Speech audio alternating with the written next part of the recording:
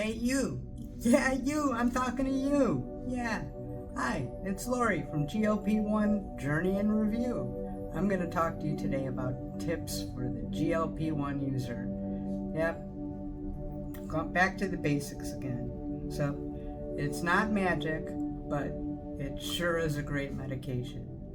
So, if you use just the medication alone and didn't change anything, they say that you lose about 5 to 6% of your body weight in a year. Well, for me, that would be 6 pounds or so. Yeah, that doesn't work for me. So I choose to eat a little bit smarter and move a little bit more, and it's worked. I've been on the tirzepatide for a year, and I've lost 60 pounds. I feel great, and I have a lot more energy, and I could do a lot more. So that's great. I want to exercise. I want to be more active. This medication makes that possible. I was afraid of diets in the past because I had that fear I'm always going to be hungry. I don't like being hungry, but this takes care of that. It also helps with the cravings. What the GLP-1 medication does is it activates in your bowel, and it slows down your digestion, makes your stomach empty a little bit slower, sends a signal to your pancreas to create some insulin, also sets signals to your brain so that you don't always think that you want more food. And you could stop. It's like, I don't have to eat the whole pizza. This, couple bites to slice, that's enough. I'm full. So that way it works. And if you pair that with eating healthier and a little bit of workout, you can lose a lot of weight. That's great. So that's basically what the GLP-1 medication is and what it does. And like I said, it's not magic. You have to put in some of the work, but it makes that work a lot easier and doable because you have to change your lifestyle. This is a new lifestyle. If you don't want to regain the weight, you're going to have to maintain this type of lifestyle. They say a lot of people are on this medication for life. It's a real thing, a GLP-1 deficiency. Obesity is a disease. It's not a made-up thing. As a matter of fact, they've recently decided that they're going to change the BMI. Not only is it going to be BMI, there's also going to be other factors. And there's going to be different classes of obesity and different scales that they use and so forth, different markers. That just came out recently, so it may be a while before that's in use, and we'll get a better explanation when they start using that. But it helps. And one thing that's true with any type of weight loss, I don't care whether it's Weight Watchers, whether it's Atkins, whether it's any diet at all, where you're on the medication, you're going to have some muscle loss. That's why they advise you to work out, weight train, and eat protein. Both of those help a lot with muscle loss. You don't want muscle loss. It's not a good thing. You naturally will lose muscle over the years. That's part of aging. That's part of life. You'll also lose some of the elasticity in your skin. That's what causes wrinkles. That's life. But you can help with the muscle loss by working out a little bit. If you can't work out, do something at home. If you can't go to the gym, if cost is an issue, just do walking. That's free. Maybe walk with some dumbbells in your hand. If you can't afford dumbbells or don't have dumbbells, take some cans of food or jugs of water. Use that. If you can't exercise for a medical reason, try to do some chair exercises. My wife with her COPD, we used to do chair exercises all the time, 1, 2, 3, 4, and same thing with our legs. And we used to have a routine. We used to do that. Any type of movement is going to help. So we want that. Another big tip is hydration. Hydration, hydration, hydration. You don't know how important hydration is. I live in South Florida where 60% of the people are dehydrated and don't even know it. That's because of the weather. But dehydration, it slows down the dieting process. You need those fluids to wash away the fat. Plus, if you're hydrated, or if your body might interpret that as being hungry when you're not. So if you drink some water when you're hungry, it may actually be that you're just a little bit dehydrated. Plus, obviously, it takes up room in your stomach. So again, you're going to eat less, and with the stomach emptying being a little bit slower, that's even more of a help. So hydration, weather affects the hydration, and don't forget electrolytes. Electrolytes are a huge help for me. I use Element. It's LMNT, Element, which is a salt-based electrolyte, and besides the sodium, it contains potassium and magnesium. So many people have a magnesium deficiency. I believe it's about 60%, ridiculously high amount when it's very easily taken care of. And I found that if I feel a little bit nauseated from the medication, a couple of sips of that, it goes away. Plus, it's always good to be hydrated. It's good for your skin. It'll stop the wrinkles. It's good for the elasticity in your skin. Helps you feel more full. And you need the electrolytes and everything also. So, tell you a quick story about the electrolytes with the salt. I used to have high blood pressure. I started losing the weight. I didn't realize I didn't have high blood pressure anymore. I was still taking my medications. I was at a store one day and I passed out. And I thought, well, I didn't eat, I worked out, maybe it's my blood sugar. After a little bit, felt a little bit better.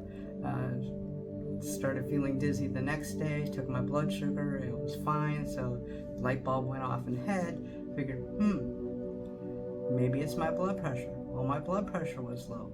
So I called my cardiologist.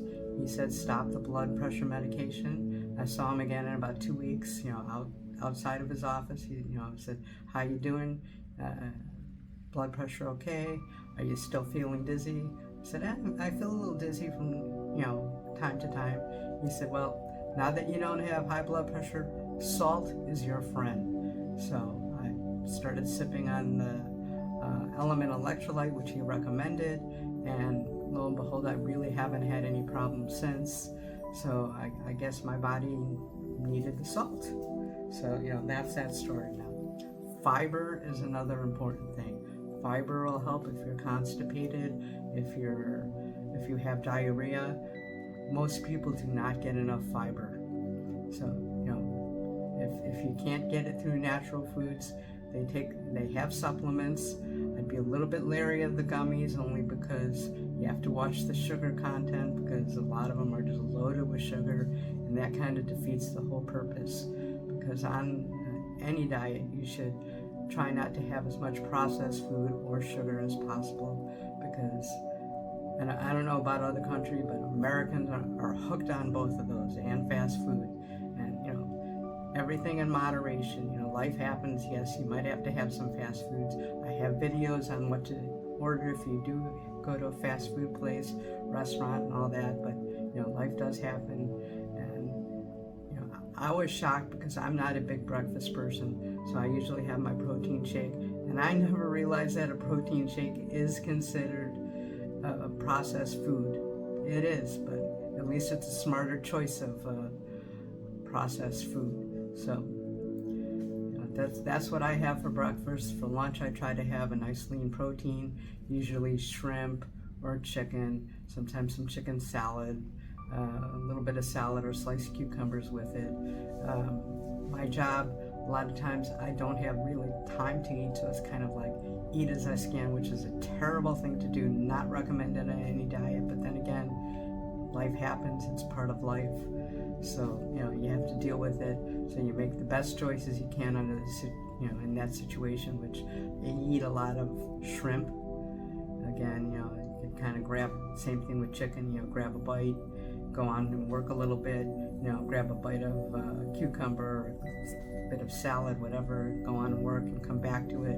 Again, the best thing to do is just to set aside some time, actually chew and enjoy your food. Food should be enjoyable. It's, like I said, life gets in the way. that happens sometimes. So had that berberine. Berberine is another thing that you could take while you're on these medications. Some people call berberine the ozempic, the natural ozempic. It's supposed to help your pancreas secrete the insulin and kind of act like a GLP-1. Nowhere near as strong, otherwise, these medications wouldn't be making the billions that they are, but it helps. So I take that as a supplement. Be careful not to take too many supplements because a lot of them are a waste, but choose the ones you want. You really don't, if you take a regular vitamin, you probably don't need much of anything else. I'm not a doctor. I don't play one on TV. I'll always punch you back to your doctor, but a couple of supplements are good. Controversy on that. Another controversial thing that helps me, red light therapy. I like red light therapy. I know it's at least good for your skin. Whether it actually works on losing weight, I don't know. I've gone to spas where they pay $25,000 to $30,000 for the machine, and yes, there's a difference between that and the $100 to $200 one that you get on Amazon, but I'm not spending $25,000 to $30,000. So I've been to those spas. They take measurements before, they take measurements after. Yes, there's a little bit of a difference. Does it come back the next day? Who knows? Like I said, controversial, but it is good for your skin. And if I could do something that helps, I'm gonna try it. I've also tried cryotherapy, which is really good for the inflammation. They say you also burn a lot of calories getting your body back up to temperature. Don't know how true that is, but it is very good for inflammation. I've used it several times. I think I've done it at I think it's minus 223 degrees for 3 minutes, and I was tired and cranky when I went in there. I came out and I felt like I was on vacation for 2 weeks. But inflammation, we know, is not a good thing. It makes your body react in ways, slows down your weight loss process. It creates some types of cancers. So again, it can't hurt. Bit pricey. I've tried it. I would recommend trying it if you could, but it is a little bit pricey. What else have I tried? Consistency on your meals, consistency on the day of your shot, about the same time. You don't want to accidentally miss a dose. It helps. Chart it if you have to. Don't use the same injection spot over and over, because you'll develop some scar tissue and the medication will not work as well. So rotate it around. There's around your stomach area, your upper arm, your thighs. I prefer my stomach area because I would need help with my upper arm. Thigh really hurts. I don't have a lot of fat in there, so I kind of use my stomach area like a clock, and I'll do 12 o'clock, 3 o'clock, then 6 o'clock, then 9 o'clock, and then I'll do the in-betweens. That seems to work for me, but everybody's different. Now, if you have a plateau, kind of watch what you're eating, the amount. You might think you're eating a smaller amount. You may actually have to track it or weigh your food. Trust in the medication, trust in the process. Your plateaus happen to everybody, no matter what diet you're on. They usually go away. A couple things you could do is increase your activity, change what you eat. You don't have to necessarily change your calories, but be mindful of what they are for a couple of days, because you might think you're only having 1,300 to 1,500 calories a day, when in reality you're having 2,000, 2,300, and that could be part of the problem. Same thing with your exercises. Change it up. Your body gets used to it. So again, just change things up. So that actually works. So the plateaus are natural. You may need to increase your dose. If you're on a lower dose, you may have to go up. That's something you need to talk to your healthcare professional over. Now, there's also what they call dose sharing. I believe that's what it's called, dose sharing, where if you're on 5 milligrams, you do, let's say, 2.5 of it on Sunday, the other 2.5 on Wednesday. So, I've never tried that. Some people swear by it because, of the appetite suppression. I tend to go with the whole dose because that's what all the studies have been on. And for the last year, that's worked for me. Will I try it? Possibly if I go on have a stall or something like that. But I'm pretty well at maintenance, so for me, a stall is all I'm gonna have. So, but if the food noise comes back, I might try it once. But again, I kind of like to go by with the recommended dose. You may need to talk to a nutritionist. They'll help you with what your food choices of what to eat. So that's also a choice. One great thing, like I said, about the medication is the signal it gives to the brain and the slow emptying. When I first started on the medication, it was birthday times at work, and somebody made me my favorite chocolate cake with vanilla icing, which is my favorite. As a matter of fact, my wedding cake was made of that, and it was like I kind of like looked at it and didn't really want any, but I didn't want to be insulting, so I took like a sliver and ate just a couple little bites of it, and I'm like, that's enough, I'm satisfied. So was it being rude? Again, this medication gives you the power to do that. It's a very powerful medication, which is why they're using studies on addicts, because it changes the way you think about things. I know people that can't even have alcohol anymore on it because it just doesn't taste the same, and so forth. That's another thing. If you're on a stall, watch your alcohol intake. You may have to stop for a little bit.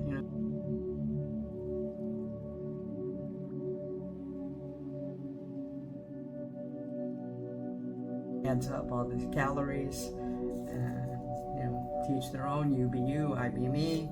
No judgment. Also say that intermittent fasting helps. I'm not a huge fan of intermittent fasting. Pretty much I'm done with dinner like 7:30, and I usually don't eat again till like 10:30 or so. So like if I had to add another hour or two onto that, I don't think it matters much, because like I said, I'm really not a breakfast person. So especially on my days off, which are few, I'll wake up, I don't like to have anything in my stomach really when I go to the gym. So I'll go to the gym, I'll do my errands. Before I know it, it's like 11 o'clock when I get home.